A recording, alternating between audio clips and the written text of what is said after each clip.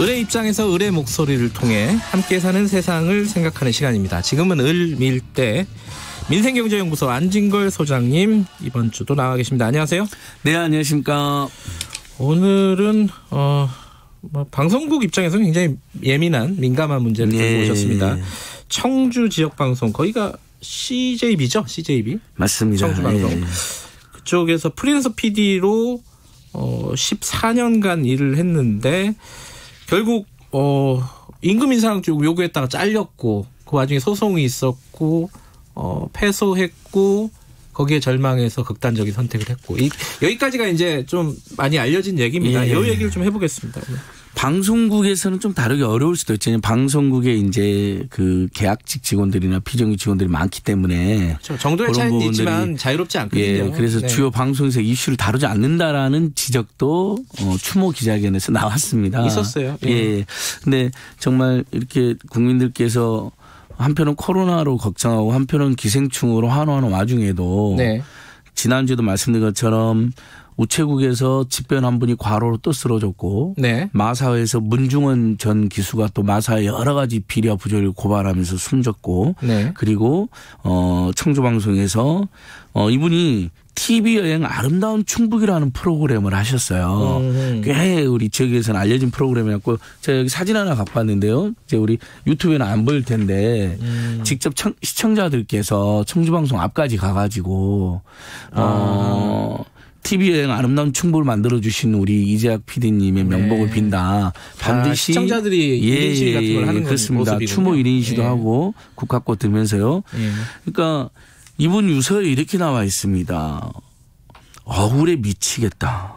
그러니까 14년을 일했다 했잖아요. 2004년부터 일했다니까요. 누가 보기에도 저도 방송국 왔다 갔다 하지만 사실 저도 깜짝 놀랄 때가 있어요. 어떤 방송국에 분명히 저분이 이제 저희들 추정컨대 방송국이라는 것은 이렇게 화려하고 또 이렇게 나름대로 운영 자금도 풍부하다고 생각이 되잖아요. 그러니까 정식핀 줄 알았는데 그 프로그램을 아주 열심히 몇 년 동안 하신 분이 갖고 의심도 안 했는데 어느 날 뒤풀이 자리에서 계약직 PD여서 어떻게 될지 모른다 이런 이야기를 들은 적이 있거든요. 저도 깜짝 놀란 적이 있는데 아니나 다를까 이제 이분도 프리랜서 같은 거였던 거죠. 그래서 근로계약서를 쓰진 않았던 겁니다.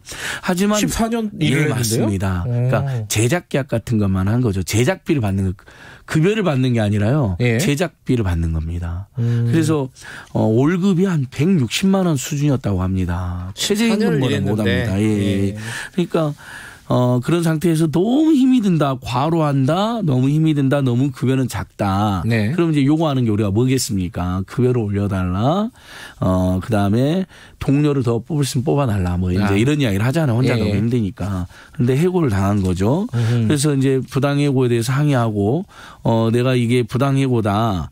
그러려면 근로자지. 내가 이 회사의 노동자가 맞다. 그래서 그래야 근로기준법의 보호를 받지 않습니까? 프리랜서가 아니라 노동자가 맞다라는 거를 했는데 동료들이 증언은 몇 명이 써준 거예요. 그러니까 소송 과정에서요. 거의 정규직 직원하고 똑같이 일을 했다. 진술서를 써줬다. 근데 이제 회사의 여러 가지 압박이라든지 또는 회유 또는 여러 가지 이제 분위기상 법정에 나서 증언까지는 하지는 못했다는 겁니다. 그러다 보니까 재판에서 이게 불리하게 작용을 했고 그것을 또 너무 기계적으로 판단한 법원에서는 근로계약서도 안 썼고 예를 들면 증언도 현장 증언도 없고 그러니까 근로자가 아니라고 판결해버린 겁니다.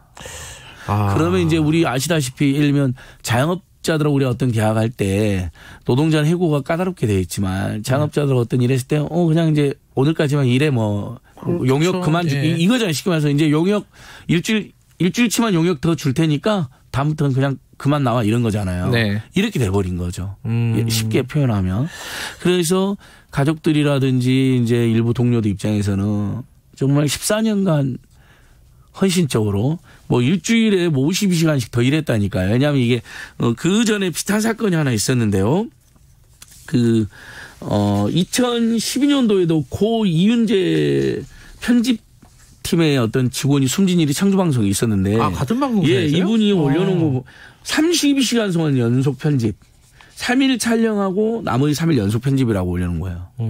52시간은 커녕 뭐 60, 70시간도 더 되겠죠. 이렇게 되면. 연속 32시간 편집. 그러다가 과로로 쓰러져갖고 숨져버린 거예요. 아주 젊은 PD님이 들어오신 젊은 일종의 이제 뭐 PD 또는 AD님이었겠죠. 이런 일이 있었어요. 여기서. 그러니까 이제 27살 이윤재 PD와 38살 이재학 PD. 이 방송사가 정규직으로 근로기준법의 보호를 안 해주면서 한 분은 너무나 과중한 업무와 스트레스로 과로사. 한 분은 부당해고에 항의하는 과정에서 스스로 목숨을 끊는 너무나 안타까운 일입니다. 근데 아까 소송 과정에서 좀 불리하게 작용했던 부분들 말씀하셨는데 첫 번째는 근로계약서를 안 썼다는 부분, 두 번째는 이 부분은 좀 이제 안타까운 부분인데 이 동료들이 안 도와줬다는 거잖아요. 한마디로 적극적으로. 그죠? 예, 유서에 아까 다시 정말 아침부터 이런 말씀드려서 우리 시청자 여러분, 정치자 여러분께 좀 마음이 무거운데요. 유서에 이렇게 아무 생각도 잘못한 게 없다. 억울해 미치겠다. 모두 알고 있지 않을까. 왜 그런데 부정하고 거짓을 말하나. 이러면 회사에서 계속 직원 아니다는 식으로 이야기하니까. 아니 14년을 같이 일한 사람을 직원 아니라 그러면 어떡합니까. 예를 들면 이것은 법을 떠나서 상도의적으로도 도의적으로도 인간적으로도 너무한 조치였고 결국 근로계약서는 실제 안 썼어요. 방송국에서 안 쓰는 경우가 많습니다. 저희가 이번에 영화 기생충과 비교가 많이 되잖아요. 그래서 제가 자료를 찾아보고 오니까요. 실제 영화 스태프들은 기생충뿐만 아니라 이제 기생충이 제일 먼저 주 50시간 지키고 표준 근로계약서 쓴 걸로 알려져 있는데 사실은 그 전에 명필름이라고 하는 유명한 영화 제작사 있지 않습니까? 심재명 공동고역 장비구역에 심재명 대표 있고 이은 대표도 있는 영화 제작가 협회도 이렇게 리드하시는 분들인데 거기서부터 쓰기 시작했어요. 영화 산업노조 단체 협상도 하고. 근데 이제 그 정점을 우리 기생충이 찍었고 그래서 지금 영화 현장은 실제로 7, 80%가 표준 근로계약서도 많이 나아졌다. 지키고 땡볕에서 아이들 촬영하다 아이들 다칠까 봐 비용이 더 들더라도 촬영 중단. 뭐 요거 이게 지금 알려지고 있잖아요. 근데 방송국은 통틀어서 뭐 우리 KBS도 어쩐지 한번 점검해야겠습니다만은 통틀어서 35% 안팎밖에 표준 근로계약서 쓰지 않는다고 확인이 됐습니다. 최근 조사에서. 10명 중 3명밖에 안 쓴다고요? 컨텐츠진흥원에서요. 그러니까 방송국에 드나드는 많은 인원이 있지 않겠습니까? 그래서 여기 이게 이제 정부 국책기관의 조사한 겁니다. 2019년 방송태에서 직면한 노동 현실. 표준근로 사용한 적이 있냐로 물어봤더니 있다가 38.6%밖에 안 됩니다. 근데 이제 예를 들면 드라마나 예능은 많이 이래 늘어났어요. 근데 교양이 33%로 제일 낮습니다. 교양이요? 예. 그리고 드라마는 표준계약서를 그래도 이제 영화랑 비슷한 어떤 제작 방식이 표준계약서 48.7%까지 올라가고 했는데 노동시간은 일주일에 61.2시간인 거예요. 이제 현장에 가보면 저도 이제 뭐 조금 뭐 연기자, 이렇게 신인 연기자들 아는 분들 들어보면 대기하는 시간도 많고 현장 상황에 따라서 촬영 시간이 들쭉날쭉 하잖아요. 그러니까 아까 교양 33% 표준교육서 썼다고 했는데 거기서도 주당 근로시간이 56.5시간으로 나옵니다.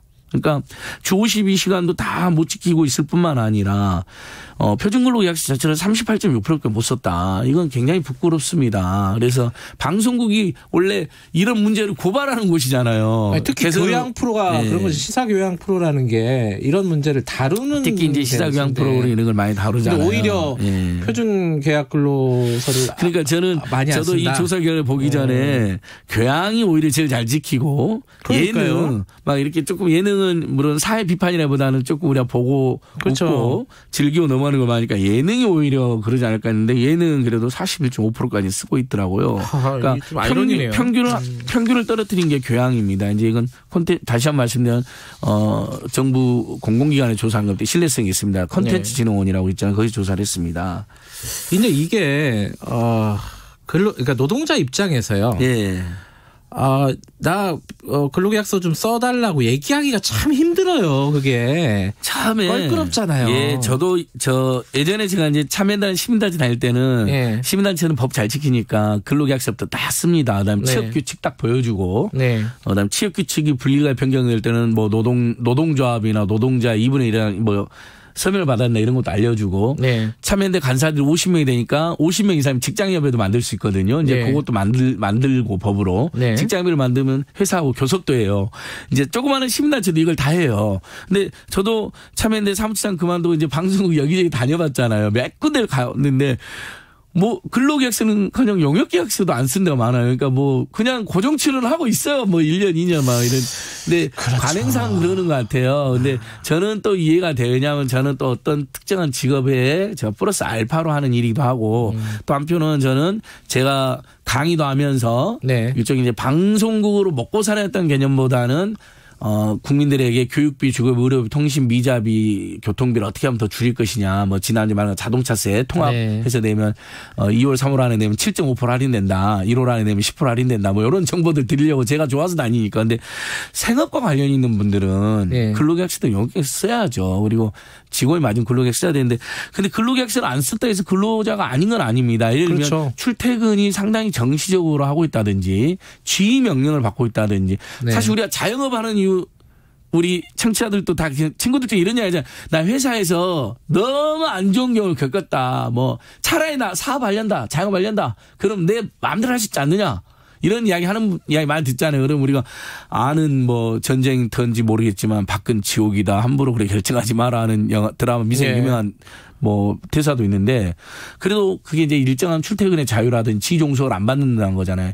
근데 말은 자영업자 프리랜서지만 실제는 출퇴근에 어떤 제약이 있다든지 지 명령을 받는다든지 징계를 당한다든지 또는 전속성이 있다든지 그러면 그건 우리 법원에서는 계속해서 근로자가 맞다라고 판결해 왔습니다. 이 경우도 그런 경우라고 보여집니다. 근데 왜 동료들도 제대로 증언 안 해줬고 법원마저도 이렇게 회사 측의 일방적 주장에 편을 들어줬는데 굉장히 아쉽습니다. 그래서 법원이 통상적으로 이렇게 평범하게 어떤 비정규직이나 계약직이나 또는 프리랜서로 내몰려가지고 또는 특수고용노동 내몰려가지고 일하는 분들의 정서나 상황을 제대로 모르는 것 같아요. 이분들이 대부분 막 흔히 말하는 이제 요즘에는 판사도 부잣집 아이들이 공부 잘해가지고 사교육 잘 받고 그다음에 인생 경험 없이 바로 판사가 된다 이런 지적하잖아요. 저는 그런 것도 일부 영향을 끼쳤다고 감히 생각해 봅니다. 전혀 알겠습니다. 서민들이나 비정노동자들 삶과 처지에 대한 이해가 부족하니까 그냥 문자 그대로 근로계약서 없네 그럼 근로자 아니네 이렇게 판결해버린 거죠. 여기 1800님이 식당 운영을 하시는데 1년 일하면 정이 들어가지고 근로계약서 안 써도 퇴직금을 준다. 그러니까 이게 이제 근로자로서 인정을 해준다는 그렇죠. 얘기잖아요. 사용자가. 정말 우리 보통의 대한민국의 상식적인 사람들이 이렇게 합니다. 근로계약서를 안 써도 근로자 똑같이 처우해주고 4대보험도 해주고 그것도 해줍니다. 이제 이렇게 퇴직금 줍니다. 물론 이제 4대보험도 근로계약서를 첨부해야 되니까 그 경우에 뒤늦게 쓰는 경우도 있습니다. 근데 이런 마음씨들로 상생해보자는 거죠. 방송국이 사실 이게 오래된 고질적인 문제라서 좀 해결책을 뭐 이렇게 어려운 상황이지만은 그러니까 사람이 이제 사망을 한 사건이잖아요. 이런 계기로 해서 뭔가 좀 만들었으면 좋겠다는 생각이 듭니다. 오늘 말씀 감사합니다. 예, 고맙습니다. 지금까지 민생경제연구소 안진걸 소장이었습니다. 지금 시각은 8시 43분입니다.